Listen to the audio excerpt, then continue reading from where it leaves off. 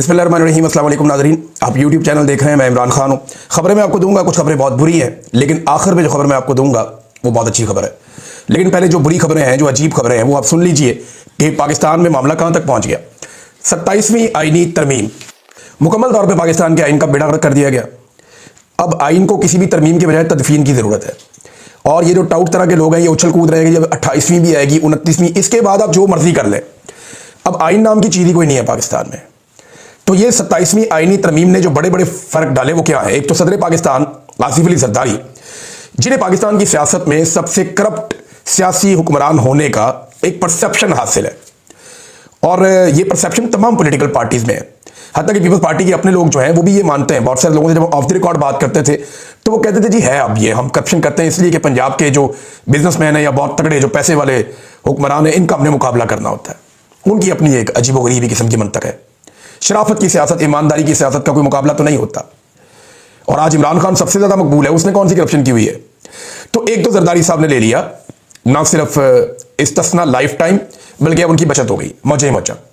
और एक नया रास्ता भी खोल दिया कि जो भी सदर बनेगा वो उसको हमेशा इस्तिस्ना मिलेगा। दूसरा, जो आर्मी चीफ है उनको एक बहुत बड़ा फायदा हुआ। हम ये बात करते थे और सोचते रहते थे कि आर्मी चीफ का ओहदा अब उन्हें कितनी मुद्दत मिलेगी। क्या वो 2027 तक अपना टाइम पूरा करेंगे या 25 से लेकर 30 तक उनको नया टाइम दिया जाएगा। तो मैंने ये खबर दी थी, साबिर शाकिर भाई इंटरव्यू कर रहे थे, मैंने तब कहा था कि उनकी ख्वाहिश ये है कि नए 5 साल शुरू हो जाएं। और बहुत सारे लोग ये कहते थे नवाज शरीफ में ये पोटेंशियल है, वो किसी वक्त भी कुछ कर सकता है, या नवाज शरीफ अंदर से खुश नहीं है। तो मैंने आपको 3 दिन पहले खबर ये दी थी कि नवाज शरीफ ने अपने तमाम साथियों को, जो उनके करीबी हैं, जो लोग उनसे मिले थे, उन्हें मियां साहब ने यह बात समझाई कि जनरल आसिम मुनीर से बेहतर जर्नैल हमें नहीं मिलेगा। कोई हमारे लिए इस लेवल तक नहीं जाएगा जहां तक आसिम मुनीर साहब चले गए। तो हमें फायदा इनसे है, जितना फायदा हम आसिम मुनीर को दे सकते हैं उससे ज्यादा फायदा हमें है। तो नवाज शरीफ साहब सिंबॉलिकली खुद पहुंचे और आकर उन्होंने वहां पे वोट भी किया। शक्ल उन्होंने ऐसी बनाने की कोशिश की जाती वो खुश नहीं है, लेकिन ही वाज हैप्पी। देखो ना, बेटी वजीर आला है, भाई जो है वजीर आजम है, सारे केसेस खत्म हो गए हैं और बदतरीन सियासी मुखालिफिन को कंटिन्यूसली मार पड़ रही है। और साथ में जो पाकिस्तान की मिलिट्री एस्टेब्लिशमेंट है, उन्होंने जूते भी दिए हुए हैं पॉलिश करने के लिए, पुराना शौक भी पूरा हो रहा है। और एक और जो बड़ी चीज है वो ये है कि हमेशा के लिए मियां साहब को यह लगता है कि अब उनके खानदान को इक्तदार दिया जाएगा एस्टेब्लिशमेंट की जानिब से, क्योंकि हमने सारा का सारा सिस्टम लपेट दिया है। तो मैंने आपको यह कहा था ना कि ये नवाज शरीफ साहब पसंद कर रहे हैं इस बात को। तो अब ये तरमीम बताती है कि नए 5 साल दे दिए गए आसिम मुनीर साहब को। यदि अगर इसी तरह मामला चला तो ये 2030 तक रहेंगे। अगर ये मामला इसी तरह चला तो 2030 तक रहेंगे। हुकूमती लोग उन्होंने आकर बता भी दिया। और सदर पाकिस्तान ने इसके ऊपर दस्तखत भी कर दिए तरमीम के ऊपर। वो तो इंतजार में बैठे हुए थे कि जैसे ही आए मैं दस्तखत करूं और फिर उसके बाद हम मिठाइयां खाएं। बहरहाल, army act 1952, Pakistan air force act 1953, Pakistan navy ordinance 1961, इनके अंदर तरामीम कर दी गई। आर्मी चीफ को अगले 5 बरस के लिए चीफ ऑफ डिफेंस फोर्सेज मुकर्रर कर दिया गया। Field marshal chief of defence forces हैं, यानी फौज के सरबराह तीनों फौजों के, और उन्हें लाइफ टाइम इस्तिस्ना भी है, लाइफ टाइम उन्हें मुराद भी मिलेंगी। यह है जी लुब्बे लुबाब जो आर्मी चीफ की हैसियत से। बाकी सुप्रीम कोर्ट ऑफ पाकिस्तान का बेड़ा गर्क कर दिया। सुप्रीम कोर्ट अमली तौर पर खत्म हो गई है। अब एक आईनी अदालत बनेगी जिसका सरबराह जो है वो सबसे बड़ा जज होगा पाकिस्तान का, और उसके लिए भी मौज लग गई है एक जज साहब की। पहले जरा ये खबर देख लें। आर्मी चीफ अगले 5 बरस के लिए चीफ ऑफ डिफेंस फोर्सेज मुकर्रर हो गए, और चीफ ऑफ डिफेंस फोर्सेज की मुद्दत उस दिन से शुरू होगी जिस दिन से नोटिफिकेशन जारी होगा, यानी अगले चंद दिनों में नोटिफिकेशन जारी कर दिया जाएगा। तो 5 साल तक, यानी नवंबर 2030 तक इस कायदे के मुताबिक ये आर्मी चीफ रहेंगे। पहली तो खबर ये है। दूसरा, रद्द अमल के तौर पर अब चीजें होना शुरू हो गई। उनमें जो पहली चीज आई वो जजों की जानिब से आई, और वो सूरत बन गई है कि 2 मुअज़्ज़िज़ जज साहिबान जो बड़े सीनियर जजेस हैं सुप्रीम कोर्ट ऑफ पाकिस्तान के, और ये वो जजेस हैं जो किसी भी नुक्ता नजर से कहीं भी कंट्रोवर्शियल नहीं है। यानी तमाम पॉलिटिकल पार्टीज ये मानती हैं कि ये शानदार जजेस हैं, इनके किरदार पे उंगली नहीं उठा सकता कोई। ना कोई जस्टिस मंसूर अली शाह साहब के किरदार पे उंगली उठा सकता है, ना कोई जस्टिस अतर मिनुल्लाह साहब के किरदार पे उंगली उठा सकता है। इन्होंने हमेशा बड़े शानदार फैसले दिए हैं और अपने आप को हर तरह की कंट्रोवर्सी से बाहर रखा है। लेकिन हुआ यह था कि 26वीं आईनी तरमीम से पहले यह वादा किया गया था फजलुर रहमान साहब से भी और बाकी सबसे भी हुकूमत की जानिब से कि हम जस्टिस मंसूर अली शाह साहब को चीफ जस्टिस ऑफ पाकिस्तान बनाएंगे। लेकिन मंसूर अली शाह साहब से जब कुछ गारंटियां मांगी गई तो उन्होंने वो देने से इनकार कर दिया। मंसूर अली शाह साहब ने वो यकीन दहानियां नहीं करवाई जो उनसे मांगी जा रही थी। इस बुनियाद पे हुकूमत फिर अपना बंदा ले आई, जस्टिस याह्या अफरीदी। मंसूर अली शाह साहब को हटा दिया, वो सबसे सीनियर जज थे, और उन्हें चीफ जस्टिस नहीं बनाया गया। ऐसा पाकिस्तान की तारीख में पहली बार हुआ। लेकिन इसके बावजूद कभी भी मंसूर अली शाह के बारे में कोई नेगेटिव बात हुकूमत ने भी नहीं कही, अपोजिशन ने भी नहीं कही। उन्हें लगता था कि ये एक अपराइट जज है, लेकिन हुकूमत ने अपनी चॉइस कर दी। इसी तरह जो जस्टिस अतरमिनुल्लाह है, वो जब वकला तहरीक चल रही थी तो उसमें पॉलिटिकल पार्टियों से, वकला की तंजीमों से सबसे वो कोऑर्डिनेशन में रहते थे। तो अतरमिनुल्लाह साहब बड़े अपराइट इंसान है। बहुत सारी चीज़ों में बाद उनसे इख्तलाफ भी रहा बहुत सारे लोगों को। यानी मुझे सिद्दीक जान ने एक दिन कहा कि मुझे लगता था कि अतरमिनुल्लाह साहब जो है वो ज्यादती करते हैं, लेकिन वक्त के साथ साथ मैंने देखा कि अतरमिनुल्लाह साहब सिर्फ वही करते हैं जो आईन पाकिस्तान और कानून कहता है। ये किसी की तरफ भी नहीं हो सकते, ये कानून वाली साइड पे है और बहुत अपराइट आदमी है। ये मुझे सिद्दीक जान साहब ने बताया। ये बात उन्होंने कुछ और इंटरव्यूज में भी बताई। तो इन दोनों मुअज़्ज़िज़ जज साहिबान ने इस्तीफा दे दिया। मंसूर अली शाह साहब ने 13 सफ़हात के ऊपर उन्होंने इस्तीफा लिखा। उन्होंने कहा कि जज की हैसियत से सुप्रीम कोर्ट से मैं इस्तीफा देता हूं। 27वीं आईनी तरमीम ने पाकिस्तानी आइन पर यह संगीन हमला है। इस तरमीम ने सुप्रीम कोर्ट के टुकड़े टुकड़े कर दिए हैं। उन्होंने कहा 27वीं आईनी तरमीम ने अदलिया को हुकूमत के मातहत बना दिया है। इस तरमीम ने हमारी आईनी जमहूरियत की रूह पर कारी ज़रब लगाई है।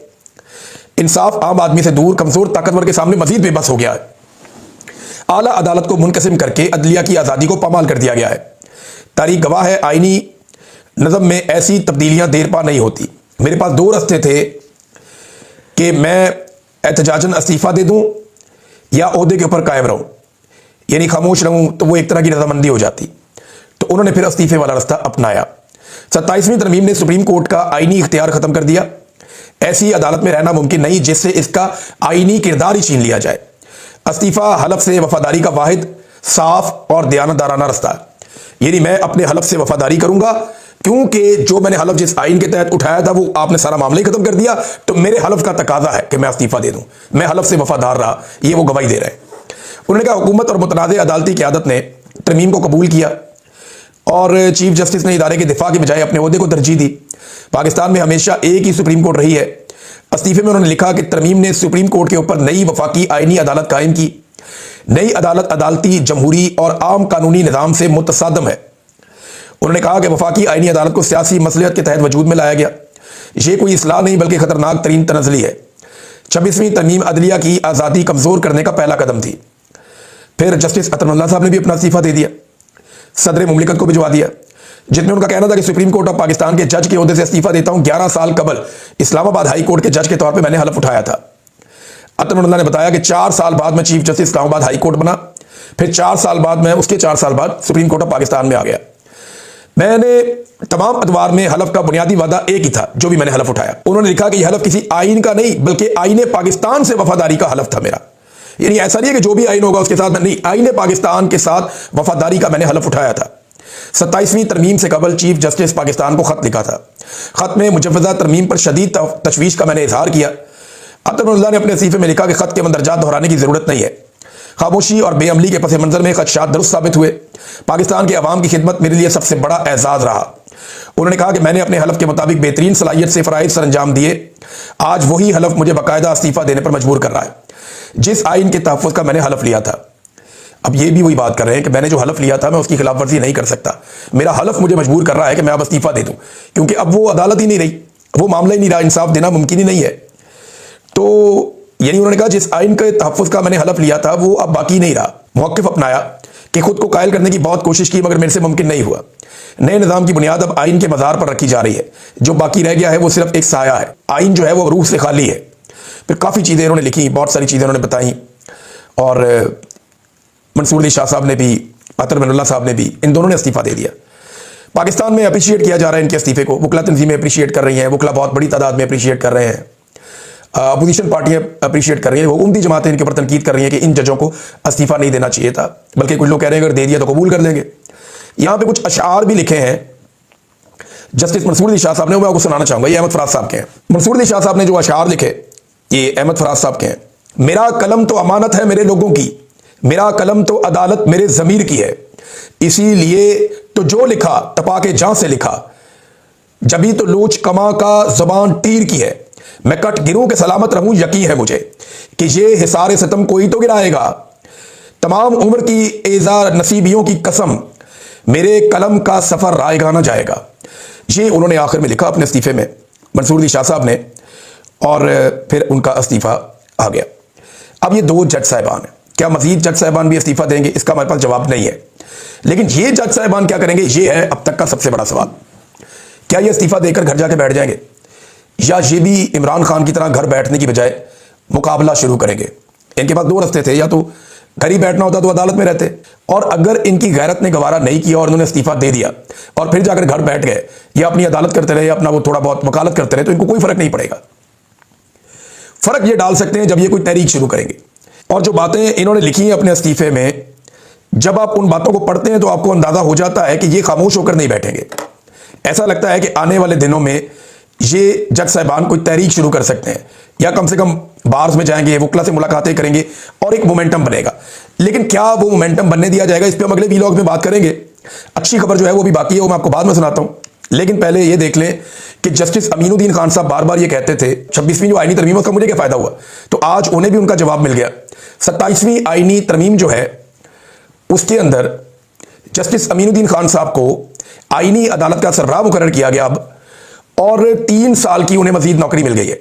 रिटायरमेंट के उनके अब सिर्फ बाकी हैं 15 दिन, लेकिन उनकी रिटायरमेंट से 15 दिन पहले एक आईनी तरमीम होती है, और उस आईनी तरमीम के नतीजे में वो 3 साल मजीद जज रहेंगे और आईनी अदालत के सरबराह बन जाएंगे।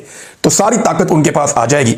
तो जस्टिस अमीनुद्दीन खान साहब ने जो वफादारी निभाई सिस्टम के साथ, जैसे मिलिट्री कोर्ट्स के सिविलियन के ट्रायल को उन्होंने जायज करार दिया, जैसे उन्होंने मखसूस नशिस्तें पाकिस्तान तहरीक इंसाफ से छीन कर बाकी पॉलिटिकल पार्टीज को दी, जिसकी बुनियाद के ऊपर ये आईनी तरमीम मुमकिन हुई, तो इस तरह उन्हें कोई ना कोई तो रिवॉर्ड मिलना था।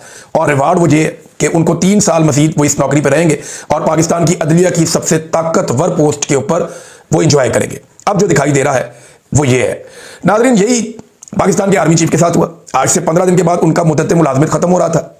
आज से चंद दिन के बाद उनकी मुद्दत मुलाजमत खत्म होकर उनको घर जाना था।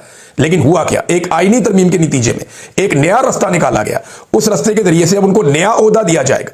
ये ओहदा लेने के बाद वो अगले 5 साल तक के लिए ना सिर्फ आर्मी चीफ रहेंगे, फील्ड मार्शल रहेंगे, बल्कि उनके पास एक इस्तिस्ना भी होगा।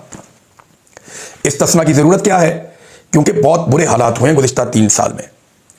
पाकिस्तान के अंदर ना पिछला बड़ा वाकया हुआ था मुशर्रफ के दौर में, कराची में कत्लेआम हुआ था जो स्टेट ने किया। उसके बाद अगला जो कत्लेआम हुआ था वो हुआ था सानिया मॉडल टाउन में, ये भी स्टेट ने किया। तो ये 10 साल में एक आधा वाकया होता था इस तरह का। लेकिन गुज़िश्ता 3 सालों में 4 बड़े वाकयात ऐसे हो चुके हैं। 9 मई कत्लेआम, 26 नवंबर कत्लेआम, अक्टूबर में मुरीद के कत्लेआम, फिर आज़ाद कश्मीर में कत्लेआम। ये वाकयात ऊपर नीचे हो चुके हैं, बड़ी खौफनाक चीज़ है। तो इस्तिस्ना की बिला वजह ज़रूरत नहीं है। फील्ड मार्शल भी इस्तिस्ना ले चुके हैं। तो अब कुल मिला के कहानी ये है कि हर तरफ एक आपको अंधेरा दिखाई दे रहा है। आपको दिखाई दे रहा है कि जिन लोगों ने पाकिस्तान के ऊपर जुल्म किया, जबर किया, जिन्होंने पाकिस्तान की मईशत को तबाह बर्बाद कर दिया, जिन्होंने हंसते खेलते मुल्क को कहां से कहां पहुंचा दिया, आज हर पाकिस्तानी पाकिस्तान को जेल समझ के वहां से भाग के बाहर जाना चाहता है। हमारे पाकिस्तानी कश्तियों के अंदर यूनान के पानियों में डूब रहे हैं। गुर्बत की लकीर से नीचे आधा पाकिस्तान तकरीबन चला गया है। पाकिस्तान के अंदर से जितनी बड़ी मल्टीनेशनल कंपनियां हैं वो पाकिस्तान को छोड़ छोड़ के पाकिस्तान से बाहर भाग रही हैं। किसी तरफ कोई उम्मीद नहीं है, हर तरफ अंधेरा ही अंधेरा है। ऐसी सूरत हाल में मैं आपको एक उम्मीद वाली खबर देना चाहता हूं, और यह खबर आज की नहीं है, बहुत पुरानी है। मैंने ना अपनी जिंदगी में एक मरतबा नहीं, कई मरतबा एक चीज का तजुर्बा किया कि जब हालात बहुत बुरे हो जाते हैं ना, जब आपको लगता है कि सारा कुछ ही हाथ से निकल गया, जब आपको लगता है कि अब कोई उम्मीद नहीं है, वापसी का कोई रास्ता नहीं है, अब चीजें ठीक नहीं हो सकती, तो तब चीजें अचानक ठीक हो जाती हैं, क्योंकि वहां से आपका रब चीजें अपने हाथ में लेता है। आप कोशिश करते हैं, कोशिश करना आपके जिम्मे। यानी रात का जो सबसे अंधेरा हिस्सा होता है ना, वो सुबह से पहले वाला होता है। ये बात आप अपने ज़हन में रखें। ये रात अब जितनी काली हो गई है ना, जितना अंधेरा फैल गया है, जितनी मायूसी फैल गई है, इसका मतलब है कि रात का वो पहर शुरू हो चुका है, जिसके बाद सवेरा आएगा। और एक बात आप अपने ज़हन में और रखिएगा। जनरल बाजवा एक दिन टेलीफोन पे बात कर रहे थे मेरे एक दोस्त से। वो मेरे दोस्त चाहें वो सुन रहे होंगे मेरा वीलॉग, अगर चाहें तो वो कंफर्म कर सकते हैं, वो खुद भी वीलॉग करते हैं। तो मैंने उनके स्पीकर फोन पे जनरल बाजवा को ये कहते हुए सुना कि आप ये नहीं जानते कि फौज का निज़ाम क्या है। फौज के अंदर जो आदमी आर्मी चीफ बन जाता है ना, फौज फिर उसको कभी भी कुछ नहीं होने देती। वो आदमी हमेशा प्रोटेक्टेड रहता है। जब तक वो मर नहीं जाता, फौज की जिम्मेदारी होता है, और फौज उस आदमी को कभी कुछ नहीं होने देगी जो कभी भी फौज का आर्मी चीफ रहा होगा। अब जो खबर मैं आपको देने लगा हूं ना, ये है बड़ी खबर। जनरल बाजवा तक तो हर आर्मी चीफ को यह लगता था कि क्योंकि वो फौज का आर्मी चीफ रहा, तो रिटायरमेंट के बाद फौज उसकी प्रोटेक्शन करेगी और उसे कुछ नहीं होने देगी। ये कॉन्फिडेंस आसिम मुनीर साहब को क्यों नहीं है? सवाल ये पैदा होता है, वो क्यों लाइफ टाइम इस्तिस्ना लेना चाहते हैं? क्या उन्हें किसी बात का खौफ है? क्या उन्हें वो कॉन्फिडेंस नहीं है जो इससे पहले जनरल बाजवा को, उससे पहले जनरल राहील को, उससे पहले जनरल कियानी और जनरल मुशर्रफ को था कि फौज मुझे कुछ नहीं होने देगी क्योंकि मैं फौज का आर्मी चीफ रहा हूं, ये फौज का सिस्टम है और एक सेट पैटर्न है। आसिम मुनीर साहब को ये वाला कॉन्फिडेंस नहीं है। क्यों नहीं है? ये चीजें हमें शायद मुस्तकबिल में पता चलेंगी, लेकिन एक बात तो कंफर्म है कि खौफ और डर मौजूद है और इसी डर और खौफ के निजाम में से और इसी अंधेरे में से रोशनी फूटेगी और जब वो रोशनी फूटेगी तब आपको मेरी ये बात याद आएगी, क्योंकि मैंने इंतहाई मायूसी के आलम में एकदम हालात को बदलते हुए देखा। जब बहुत घुटन वाला माहौल होता है ना, हर तरफ हब्स हो जाता है, तो तभी ठंडी हवा चलती है और बारिश आ जाती है। मैंने तो हमेशा यही देखा है। जब कभी घुप अंधेरा हो जाता है ना, तो रात का वो आखिरी पहर होता है, उसके बाद सुबह की रोशनी निकलती है। अब ये घुप अंधेरे का वक्त है। अच्छी खबर ये है कि हम यहां पे मौजूद हैं। कोशिश सिर्फ ये करनी है कि आपने हार नहीं माननी, आपने दिल नहीं छोड़ना, पुरअमन तरीके से अपनी आवाज उठाते रहे, जुल्म के खिलाफ बोलते रहे, गलत को गलत कहते रहे और सही को सही कहते रहे। आप डटे रहे ताकि कल को आपको अफसोस ना हो कि उस लम्हे आप पीछे हट गए थे। याद रखिएगा, ये लड़ाई पाकिस्तान जीतेगा, बस पाकिस्तानियों ने दिल नहीं छोड़ना। वक्त ज्यादा दूर नहीं है मेरे ख्याल में। मैं आपको उम्मीद दे रहा हूं, झूठी उम्मीद नहीं दे रहा। मेरा दिल कह रहा है कि चीजें बदलने वाली हैं और ऐसा नहीं है कि फौरन बदल जाएंगी, लेकिन मुझे ऐसा लगता है कि जितनी अंधेरी रात है ना, सुबह उतनी खूबसूरत होगी। अब तक के लिए इतना ही। अपना ख्याल रखिएगा, अपने चैनल का भी। अल्लाह हाफ़िज़।